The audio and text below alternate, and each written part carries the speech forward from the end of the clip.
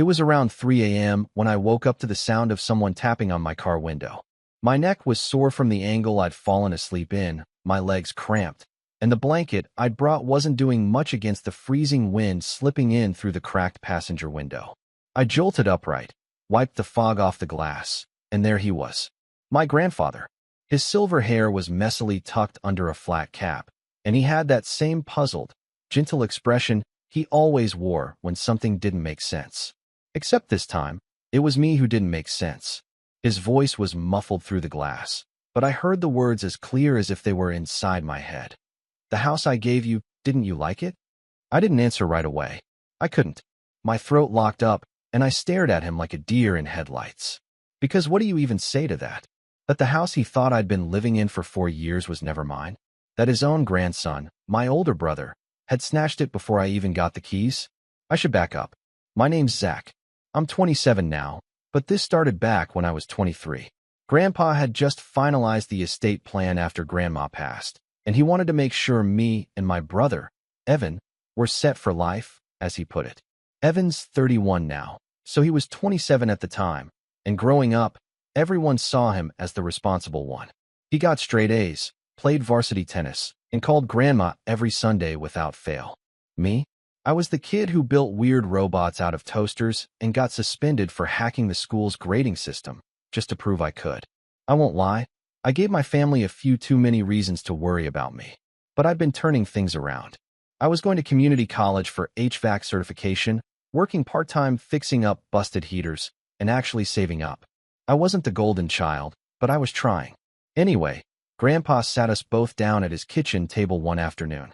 I remember the smell of his pipe tobacco still clinging to the air and the way the light from the window made the wood grain on the table shine. He had this brown folder and handed us each a paper from inside. "I'm giving you both something now," he said, looking between us, "so I can see you enjoy it while I'm still around." The paper in my hand was the deed to a 2-bedroom house out on Martin Street. It wasn't anything fancy, but it was solid, had a decent-sized yard, a garage, and even a little shed out back. The kind of place a guy like me could build a life in. Evan's paper was for a house on the nicer side of town, closer to the river. More modern, more square footage, but still, both were generous gifts. Grandpa told us he'd paid off the properties in full and had transferred the deeds into our names. "I trust you both to use it well," he said, smiling. "No selling them until you've lived in them at least a year. After that, it's up to you." I was speechless. I wanted to hug him right then and there, but I think I was too stunned to move. Evan just nodded and thanked him, smooth and composed as always. He always knew how to say the right thing. Me? I stumbled through a "thank you" and promised I'd take care of it. I meant it. Things started going sideways pretty fast after that. I went by the Martin Street house 2 days later. It was still locked up, empty, waiting for me. I had a friend with a truck who was going to help me move the few things I owned. A mattress, a desk, a bunch of toolboxes. But when I pulled into the driveway, there was already a car parked there. Evan's car. At first, I figured maybe he was checking out my place while he waited for his keys to the river house. Maybe he was just curious. But when I knocked on the door, no one answered. And when I peeked through the window, I saw boxes stacked inside. His boxes. One of them had his name written on it in Sharpie, Evan's Books. I knocked again. Still nothing. I was about to leave when the door opened a crack, and there he was, smiling that practiced, calm smile that always made my stomach twist a little. "Oh, hey," he said, like he was surprised to see me. "I figured I'd get things started here while they sort out the paperwork on my place." "What do you mean?"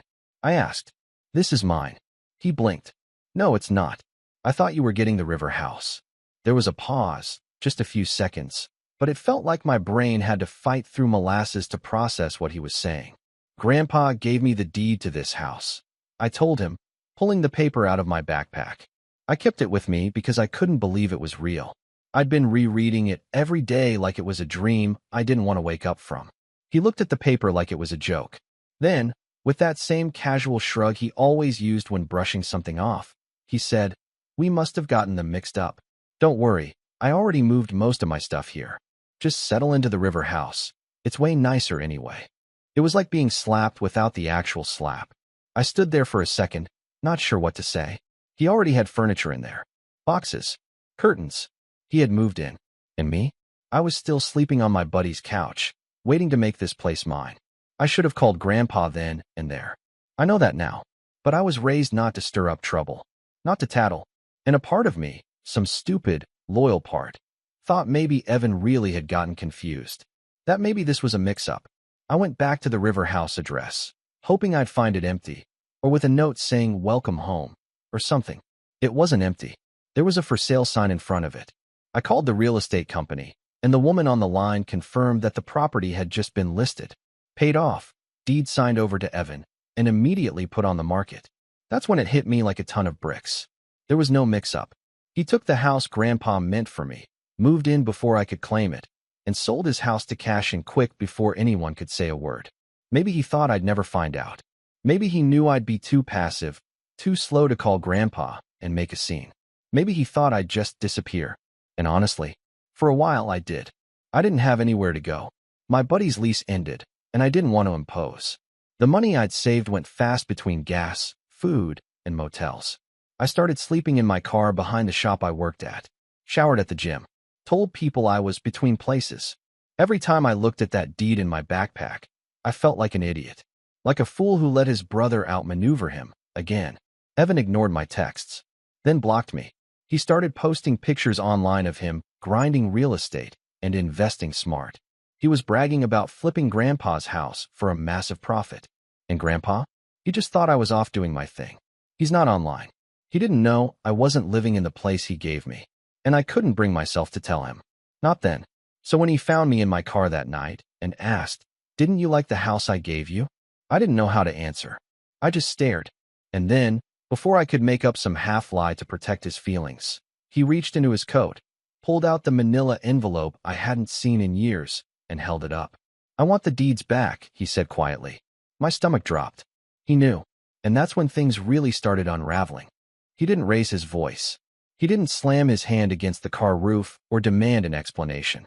My grandfather just looked at me with the kind of quiet disappointment that cuts deeper than any angry outburst ever could. That was the worst part. His silence. I opened the car door and stepped out, suddenly ashamed of the fast food wrappers on the passenger seat, the blanket bundled behind me, the duffel bag with my entire life in it.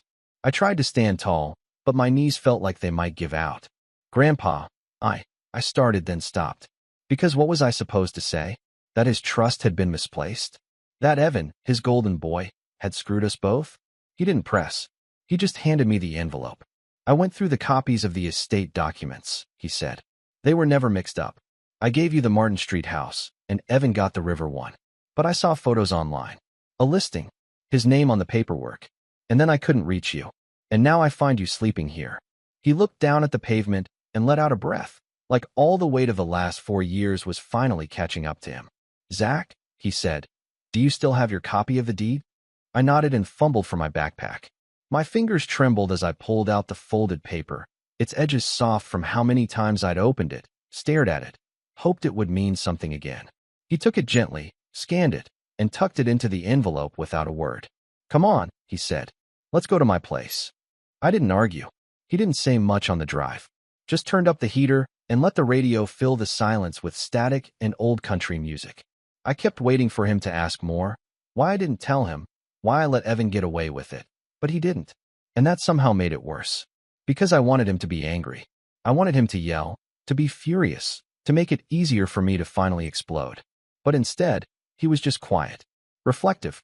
Back at his house, the one he'd lived in since I was a kid, he made a pot of tea and warmed up a frozen casserole. I hadn't eaten a proper meal in days, and the smell of baked pasta hit me like a hug I didn't realize I needed. He set a plate in front of me, poured tea into a chipped mug, and sat across the table. The same table where he gave us those deeds for years ago. "I want you to tell me everything," he said finally, "from the beginning." And I did. I told him about the day I showed up to Martin Street and found Evan's car in the driveway, about how Evan claimed the deeds had gotten mixed up, and how I'd gone to check on the River house and found it was already listed for sale, how Evan ghosted me, blocked my number, and sold the property within a few weeks. I told him how I'd tried to hold on to hope, tried to convince myself it was a misunderstanding, that Evan would come clean or Grandpa would step in. But weeks turned into months, and then a year passed. Then 2. Then 4. And during all that time, I never told him. Because I didn't want to break his heart. Because I didn't want to look weak. Because I still had this stupid, fragile hope that somehow it would fix itself. He didn't interrupt once. Just listened, nodding occasionally, his face unreadable. When I finished, he got up, walked to the cabinet by the hallway, and pulled out a black binder. Inside were photocopies of every major document he'd ever signed. Deeds, insurance, medical, you name it. He flipped to a section marked with a red tab and pulled out a second copy of the original estate transfer. It matched mine exactly. This is what I gave you, he said. Evan's property was different. This wasn't a mix-up. I know, I said quietly. And you just let him take it? That stung. But I deserved it. I didn't know what to do. And by the time I wanted to fight, it felt too late. He already sold it. I thought maybe I could move on, start over, I don't know. I guess I just gave up. He looked at me long and hard, then stood up and walked to the phone. I watched as he dialed. Watched as his face hardened. He didn't put it on speaker, but I could hear Evan's voice on the other end. Cheerful, confident. Grandpa didn't raise his voice. He just said, I need you to come by tomorrow. We need to talk. About the houses. There was a pause. Then a clipped, yes. I know. Be here at noon. He hung up and turned back to me. You're staying here tonight. That was the beginning of the unraveling. The next morning, Grandpa was already up before me, sitting in the living room with the binder open on his lap.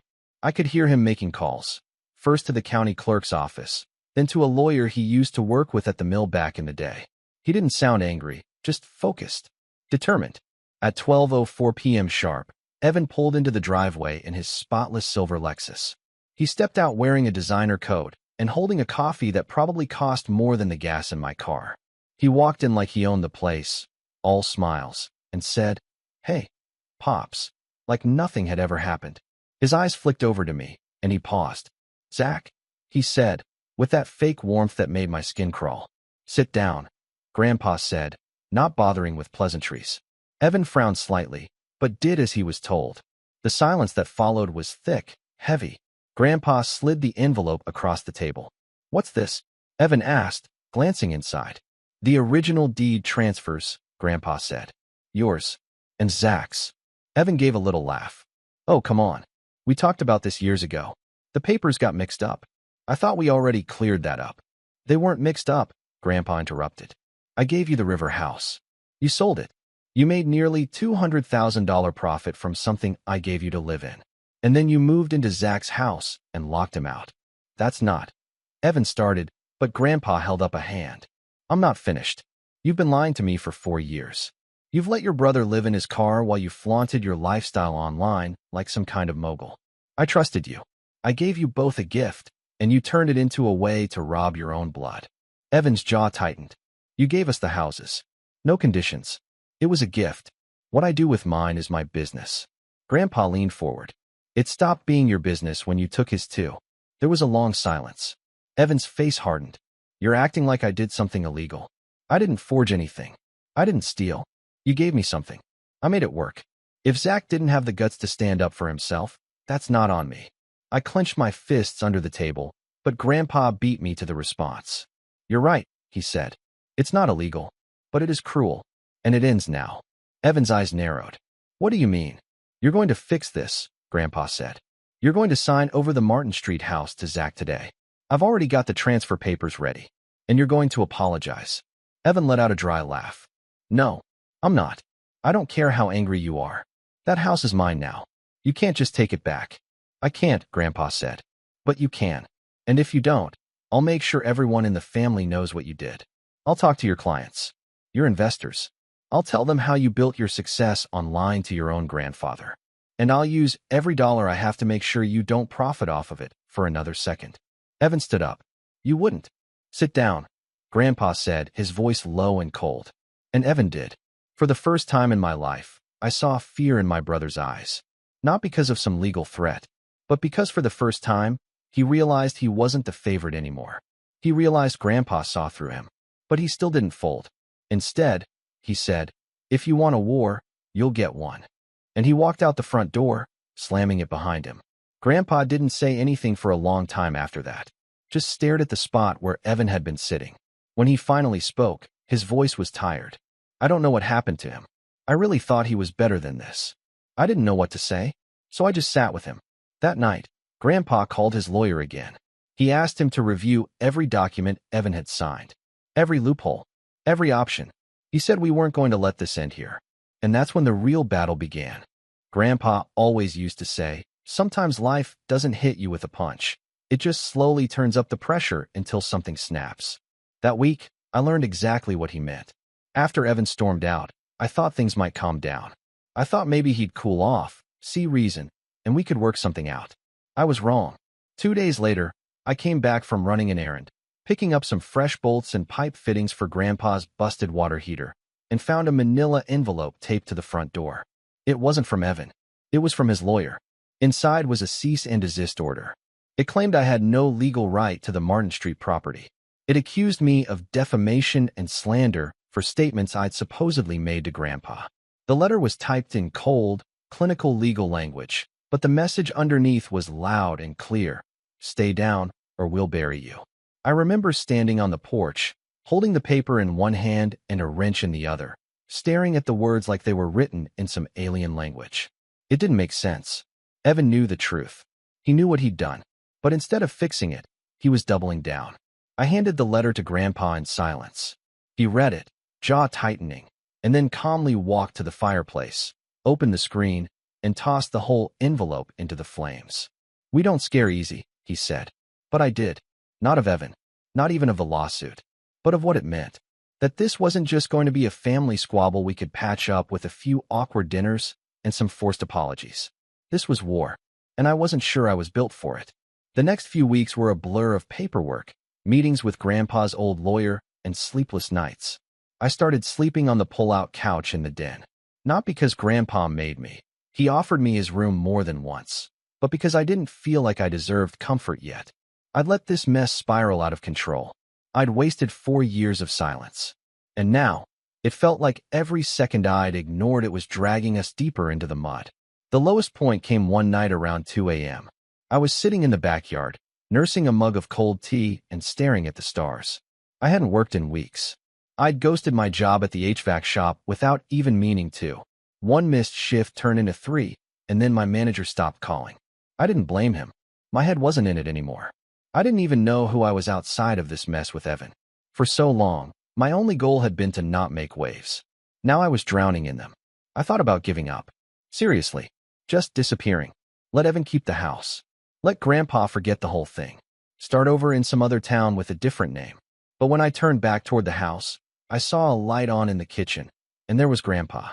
Still up, still at the table, still going through his binder, making notes, highlighting things, fighting for me, even when I couldn't fight for myself. That night, I made a decision. I couldn't just sit there anymore. I needed to earn the house Grandpa tried to give me, not by proving anything to Evan, but by becoming the kind of person I could respect again. So I started rebuilding. Quietly. At first, it was small things. Fixing the leaking pipe under the kitchen sink. Cleaning out Grandpa's garage, which hadn't been touched in years. Taking over the grocery runs. Then I called my old boss at the HVAC shop. Apologized. Told him the truth. Not the whole mess, just that I'd been dealing with personal stuff and let it consume me. To my surprise, he told me he'd been in worse spots himself. And then he gave me a shot. Part-time to start. 2 days a week. It wasn't much, but it felt like the first breath of air after being underwater too long. I threw myself into the work. I'd always been good with my hands, and returning to that, the hiss of air compressors, the click of thermostat relays, the feeling of solving a problem no one else could, reminded me who I used to be before all this. Before Evan turned me into a ghost. Every paycheck I got, I split in two. Half for immediate bills, half into a savings account marked rebuild. My goal wasn't just to get back the house. It was to become the kind of man who deserved to walk into that house again with his head high. I also started taking online courses. Nothing fancy, just community college-level stuff. Basic electrical theory, small business finance, a course on real estate law. Ironically, it helped me sleep at night, having something to focus on other than court documents and Evan's smug Instagram posts. Because, of course, Evan didn't stop. He kept posting photos of his investment journey, lounging poolside, driving rented sports cars, hosting parties in his house, my house. The Martin Street place had been completely remodeled. New paint, new patio, even a new driveway. All designed to increase its value before he tried to flip it. That's when I knew what he was really doing. He wasn't just squatting in the house to make a point. He was biding his time, waiting for the dust to settle so he could quietly sell it for profit, just like he did with the river house. That house wasn't just a roof to him. It was a pawn, and I was the idiot who'd let him take it off the board. But not this time. Not anymore. With the help of Grandpa's lawyer, Mr. Langley, a wiry, sharp-eyed man in his 70s who looked like he'd been preparing for this fight since Nixon was in office, we filed a quiet title action. That's a legal proceeding used to establish ownership of a property when there's a dispute over the title. It wasn't cheap. Grandpa dipped into his savings, and I added everything I could. But once it was filed, it meant Evan couldn't just sell the house without alerting the court. When he got served with the notice, he lost it. How do I know? Because he showed up, unannounced, middle of the day, pulled up in his Lexus like he owned the street, and marched right up to Grandpa's porch while I was out back cleaning the gutters. I heard the slam of the screen door before I even saw his face. "You filed a suit against me?" Evan's voice was sharp, theatrical. "Are you insane? Do you know what this is going to do to my reputation?" I stepped into the hallway, wiping my hands on a rag, and met his eyes. "Good," I said. "Maybe next time you'll think twice before stealing from your own family." He laughed, loud, exaggerated. "I didn't steal anything. I earned that house. I improved it. I paid property taxes on it. You don't just get to swoop in after 4 years and claim squatters' rights." Grandpa stood slowly from his armchair, calm as ever. "You paid taxes on land that wasn't yours. That's not ownership. That's arrogance. I made that house 10 times better than it was." Evan snapped. "Zach didn't even move in. He didn't want it." "I did want it," I said quietly. "I just thought you were better than this. I thought if I waited long enough, you'd do the right thing." He scoffed. "You're pathetic. Always waiting. Always hoping someone else will fix your mess." Grandpa stepped between us. "Get off my porch." Evan turned to him like he couldn't believe his ears. "You're siding with him? After everything I've done for this family?" "You didn't do anything for this family," Grandpa said. "You did it for yourself." Evan's face twisted into something I didn't recognize, a mix of fury and panic. For the first time, he realized the house wasn't the only thing he was losing. He turned and stormed out without another word. And just like that, the tide started to shift. The court process was slow. Weeks passed, then months. But during that time, something unexpected happened. I kept growing. I got promoted at work. Started handling more clients directly. People liked me. They trusted me. One woman even called to thank me after I fixed her heating system during a snowstorm and brought extra blankets just in case. I moved out of Grandpa's place and rented a small studio nearby. Nothing fancy, but it was mine. Paid for with money I earned. Not gifted. Not stolen. Mine. Grandpa came by often. We'd sit on the tiny balcony and sip coffee while he told stories about my grandma or teased me about my awful cooking. And I started to feel something I hadn't felt in years. Like myself again. Not the screw-up. Not the other brother. Just Zach. And that's when the court date was finally set. The final showdown was coming. But before that happened, something else broke the silence. Something I never saw coming. And it changed everything. If you had asked me 6 months earlier what revenge looked like, I probably would have said something dumb, like slashing tires or making a dramatic speech at Thanksgiving dinner. But the truth is, real revenge isn't loud. It's not a single act. It's a quiet plan that builds, day by day, while the other person doesn't even realize the ground beneath them is shifting. That's exactly what happened when the letter arrived. It came in a plain envelope with no return address. No fancy law firm branding. Just my name typed neatly on the front. At first, I thought it was another petty move by Evan, maybe one last threat before our court date. But when I opened it, the first thing I saw was a set of scanned documents, property listings, emails, and finally, a scanned photo of a check. I read it twice, then a third time. By the time I finished, my heart was pounding so hard I had to sit down. Because what I held in my hands wasn't a threat. It was a gift. From someone who wanted to see Evan fall just as badly as I did. I don't know her full name, and maybe that's for the best. But she signed the bottom of the letter, MM, and the first line of her message was burned into my brain. "You don't know me, but I used to work with your brother. Thought you deserved to know what kind of man he really is." The rest of the letter read like a confession mixed with a takedown. Explained that she had been involved with Evan during the early years of his so-called real estate empire. They had worked at the same mid-tier agency. She was the admin assistant. He was the rookie agent with a Rolex he couldn't afford and a portfolio of lies. According to her, Evan wasn't just unethical. He was careless. He'd forged signatures, used family money to float illegal deals, and once listed a house without even informing the owners. A stunt that nearly landed him in court before Grandpa bailed him out behind closed doors. But what really caught my attention was the check. $18,000. Made out to a consultant under a shell company that just so happened to trace back to Evan's personal account. It was dated 6 months after Grandpa gifted us the houses. The memo read, "Renovation fees, Martin Street." Except, no renovations had been done at that point. I knew this because I'd been there. The day Evan had moved in without a single stick of furniture, claiming he thought it was his house. He hadn't changed a single light bulb yet. But here he was, writing himself a check for renovations, using investor funds. Fraud. On paper. On purpose. And potentially devastating if brought to light. The letter ended with a final note from MM. He burned bridges on the way up. Maybe it's time someone reminded him how far he has to fall. That night, I sat on the balcony of my studio, staring at the city lights, the letter in my lap, and something new in my chest. Not rage. Not even relief. Resolve. Because I realized something that night. I didn't just want my house back anymore. I didn't just want justice. I wanted Evan to finally learn that consequences exist, even for him. And I was going to be the one to deliver them. Step 1 was understanding the full scope of what I had. I brought the documents to Mr. Langley the next morning. His eyes widened as he flipped through the pages. This is good, he said slowly. This could change everything. Legally? I asked. He nodded. Potentially. Fraud undermines every transaction it's connected to.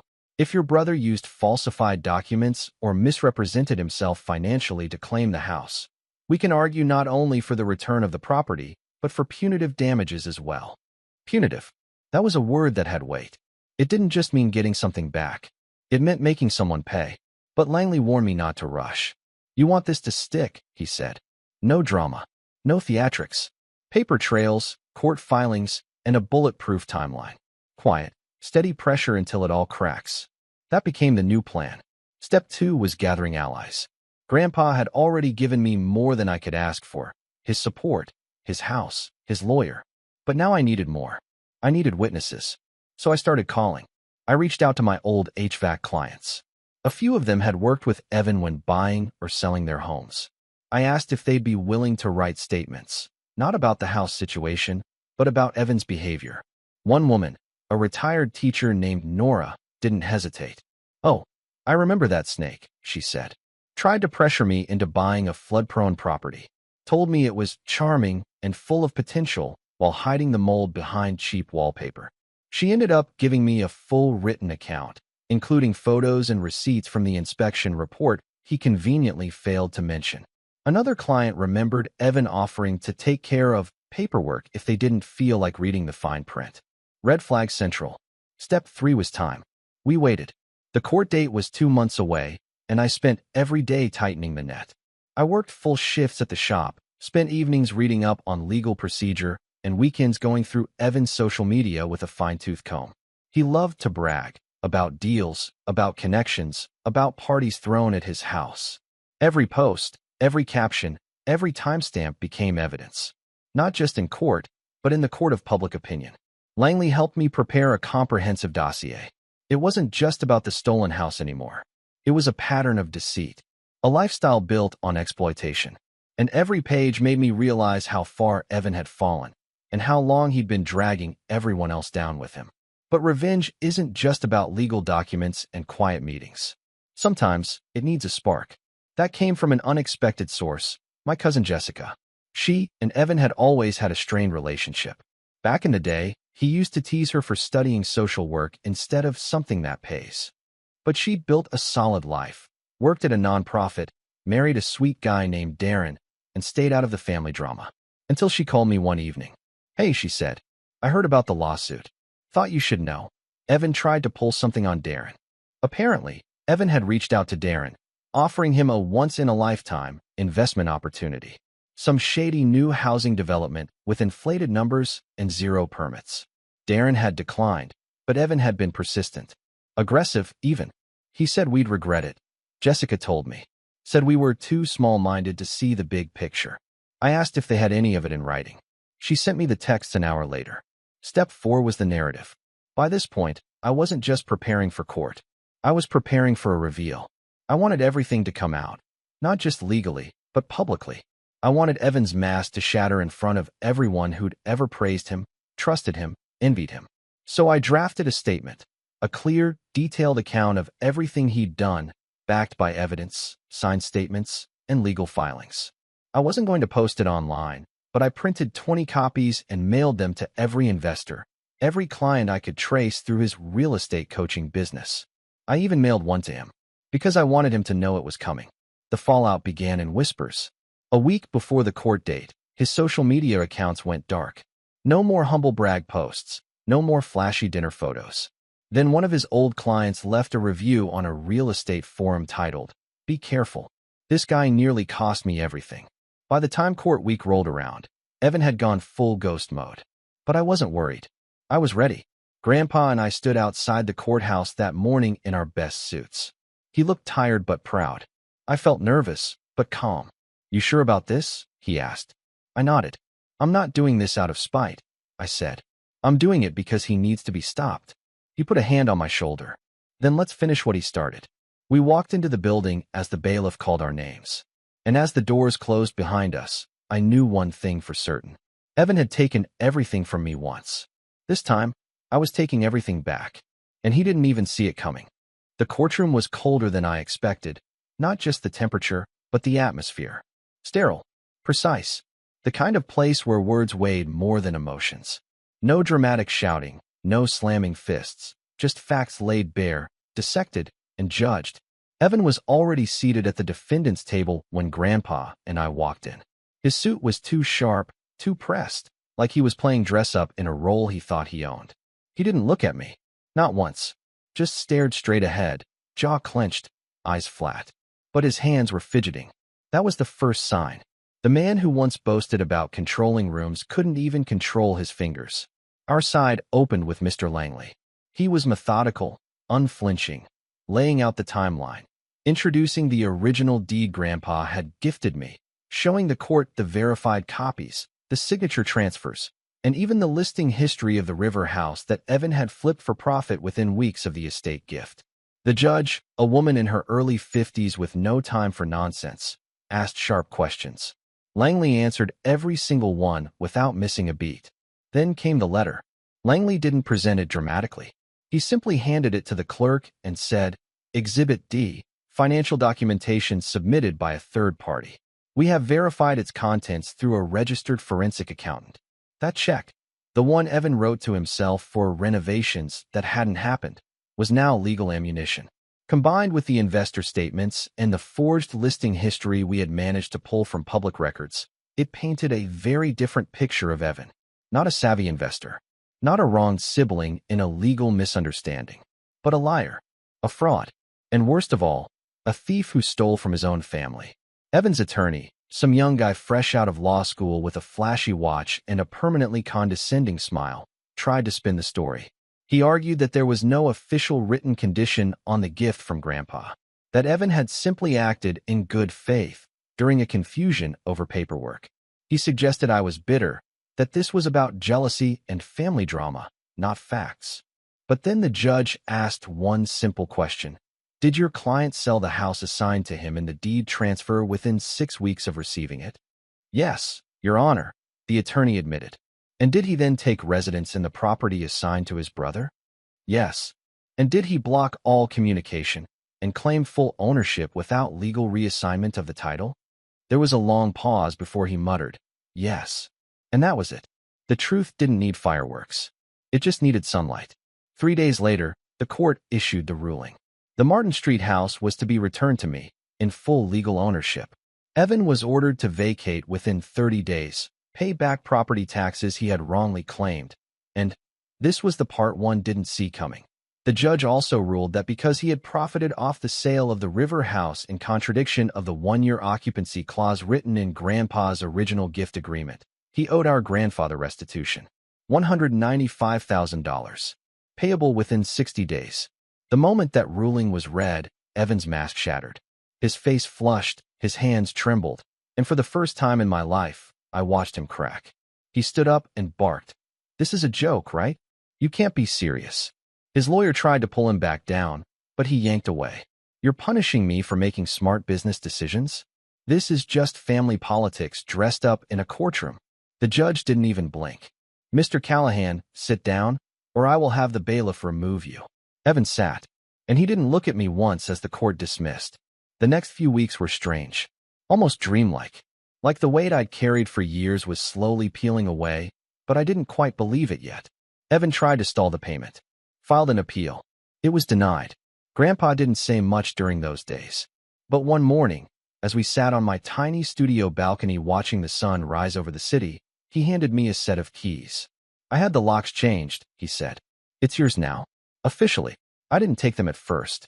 I just looked at him and said, "I didn't do this for the house anymore." He nodded slowly. "I know, but I think you earned it anyway." I moved into the Martin Street house the next week. It was still half-painted, half-renovated from Evan's rushed upgrades. The patio was cracked from poor concrete work. The sink was leaky, and the wiring in the guest room was a fire hazard. But it was mine. I spent the next 6 months rebuilding it. The right way? I didn't just fix it. I restored it. With my hands, with the skills I'd earned, and with a new appreciation for everything I used to take for granted.